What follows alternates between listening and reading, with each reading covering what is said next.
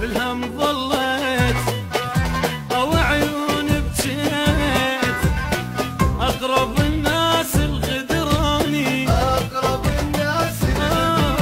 هلا يا سبب تعذيب ولا عاي او ثمل من ساعة الشفتك ولا عاي شدهتني لا انت الساكن ولا عاي ولا وياي لا مبعد علي. الله الله الله الله ابو سعاد، الك من رسالة شوق نصا يلي منك جبال الشام يا عيني نصا مو حق دليل انجسم نصين نص الكم والاخر للابي.